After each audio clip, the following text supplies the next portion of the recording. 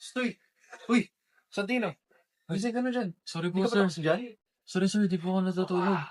Natapos na po ito. Basta tapusin mo yan. Babayaran naman tayo eh. Tungkol Yes po, tayo sir. sa issue sa funds. Opo, sir. Simulan ko na po ASAP. Sige, asahan mo yan Opo, sir. Basta sa susunod, di ka natutulog. At dapat tapos mo na yan. Opo.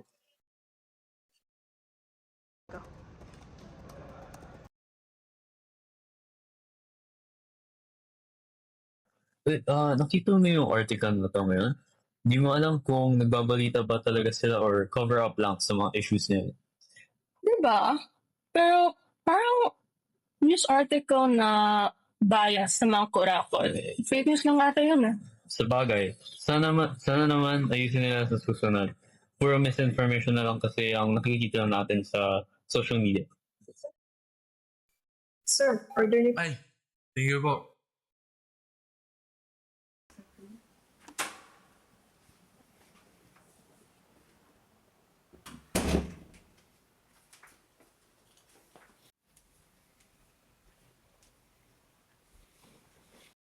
Nakita ko yung gawa mo. Alam mo, kailangan mo tigyan yung pagsisinungaling mo. Nagkakalat ka lang ng kung ano. Ate, huwag na ngayon, please. Pagod ako, oh. Kakagaling ko lang sa trabaho. Hindi ka ba nakakonsen sa ginagawa mo?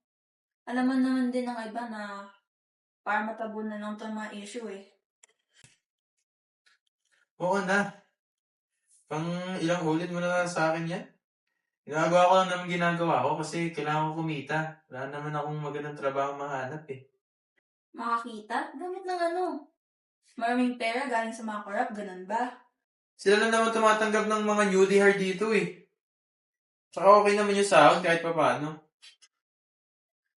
Alam mo, maganda trabaho mo, Santi. Magagamit mo boses mo para sa bayan. Pero hindi eh. Imbis na gamitin mo yun, pinaprotekta mo lang yung mga kurakot na yun eh. That's ko sinasabi mo. Pero sinasabi ko nga, ang hirap dito sa Maynila, sa Pilipinas. Ang hirap ng trabaho dito.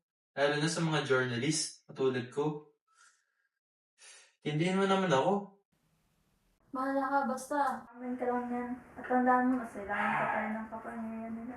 Alam mo, ang dami-dami pa kasi sinasabi. Pwede naman manahimik ka na lang. Ate, sorry. Napadaan ng galit ko. Teka, saan ka pumunta? Ito yan. Uy, 11-11.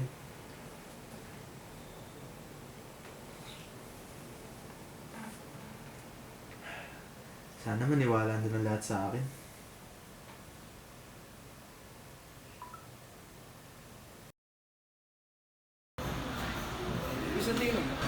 Narinig mo ba yung mga sinasabi nila sa atin? Oo. Diba sa FB?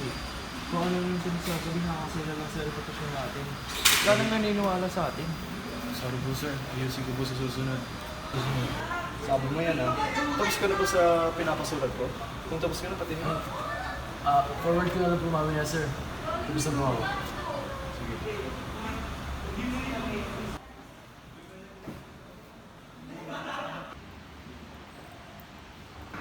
Santino Fragante po, BBO. Regarding po saan? Your account is an overdue loan of 56,000 pesos. Ha? You Ang are alam ko the po may handler deposit na of po ako na 13K as down payment. Di pa po ba pwede gamitin yun? Recent lang po yun Unfortunately, no po, sir. Wala po kayong recent deposits this month. Hello? Pero, meron po yun alam ko kasi kakadeposit ko lang po niya. We checked your account na po, wala pa rin po tayo. Check niyo po ulit. Kasi po, kakadeposit ko lang po niya like nung last month lang po. Okay po, sir. Sige. Okay na po. Sige. Ano yun? Bilis naman nun. Bilis na wala na yung problema.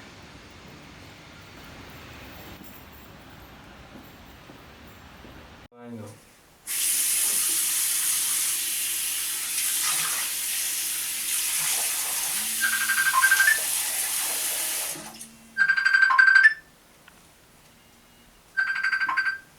Hello, Nay. Nabalitaan ko kay Lisa na nag-away na naman kayo Tungkol daw sa article mo ba yun? Nakita ko din yun. May punto kapatid mo, Sandy. Anong punto niyo, ma? Siya naman yung nagsimula ng away na yun.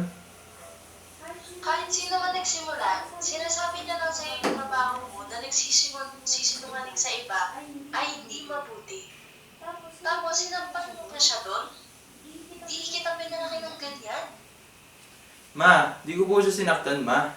Padaan lang naman yung galit ko eh. Hello? Ma?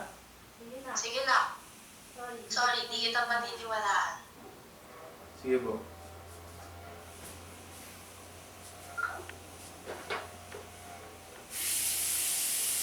Parang nakakaiba naman araw ko ngayon. Ewan ko ba kung bakit ganito?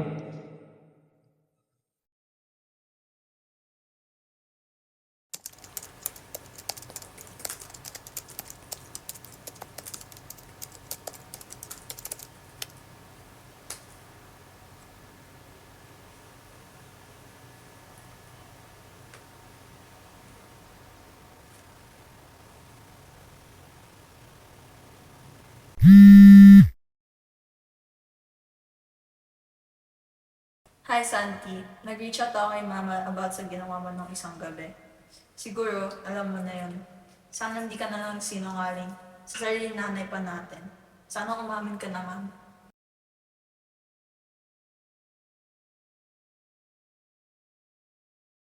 Ano ba talaga yung wish na ginawa ko?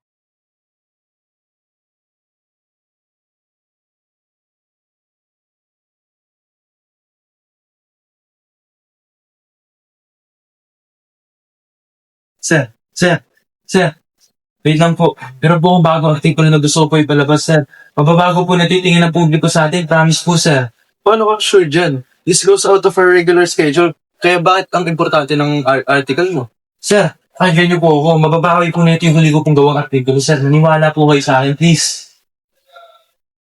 Sige, we will publish it within this afternoon. Thank you po, sir. Nakita mo na to? Kumakalat siya ngayon. Yeah, kakapasok ka lang kanina. Ito, hindi ko nga in-expect na may ginagawa silang maluto ngayon. Diba? Kung ako yan, hindi ko yung pagkakatiwalaan. Buti na lang kung makaraman siyang reliable source. News article naman siya. Well, basahin ko mamaya. Mukhang gumana nga talaga yung article ko, ah. Kaya sabihin ni sir. Santino, boy. Bakit po, sir? Gumana yung article mo, ultimo mo. Nakita mo ba yung feedback dito? Tulungan mo, sir. Yung sarili mo. Thank you po, sir. This is our best reception so far. Kapag pinanatili mo to, magkakaroon ka pa ng race. Thank you po, sir. May kwenta pala tong wish ko na to. Ang dami kong oportunidad dahil dito. Ano kaya tayo? Kasi mo naman, sasabihin na natin. Feel ko, pero intay na lang natin yung mismong announcement videos. Uy.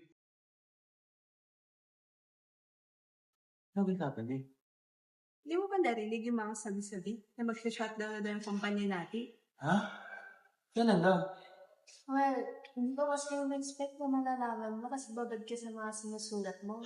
Pero, since last week pa kasi nalaman na may kumakalat na cease and desist sa kampanya. Pero, hindi sure. Cease and desist?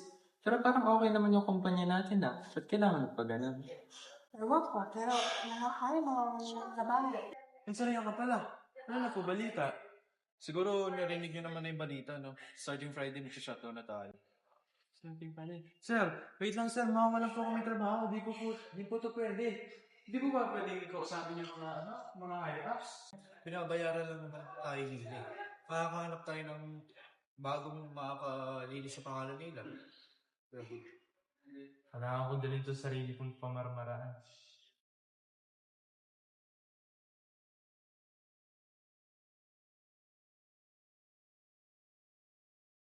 Ba't pa ako sinusundan? Kilala ba kita?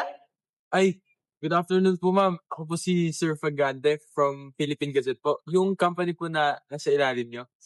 Excuse me? Kami po yung kumpanya na gumagawa ng mga artikulo tungkol sa inyo. Yung naka-cease and desist order po ngayon. Okay. Kailangan ka ba tanungin? Ano to, tungkol sa final article ninyo? Di po ma'am, gusto ko po pag-usapan yung yung kumpanya po namin. Kasi nangingi po kami tulong, baka po pwede tulungan siya. Sorry, wala na akong magagawa dyan. Labas na yun ang kakayahan ko. Ma'am, baka pwede niyo po kausapin. Kasi, alam niyo naman po, madami na po kaming nagawa. Marami kayo nagawa para sa amin. Katulad ng ano. Ha? Ma'am, ano pong ibig niyo sabihin? Kami po yung naglilinis ng pangalan niyo sa online tsaka sa pulpit po.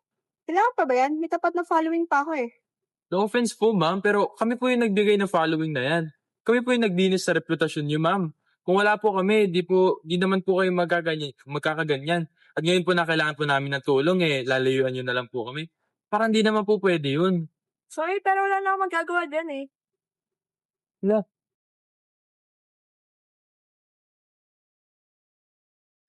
Ano na gagawin ko? Ah! Ano to? Ate, sagot ka, bilis. Hello? Ate, Santi? Ba't ka tumatawag? hindi ko na alam gagawin ko. Nagamit ko na lahat ng pera ko. Oh. Ano na to? Wala na akong pera. Dami ko pang utang. Santi, ito mo para may text ulit ako tapos ano pa ka nang sasabihin ng ganun eh? I know, ate, I know.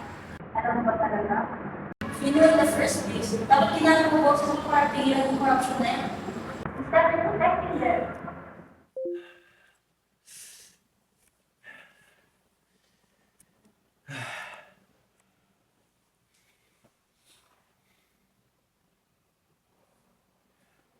Magandang gabi po.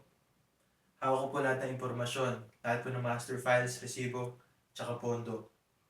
Lahat.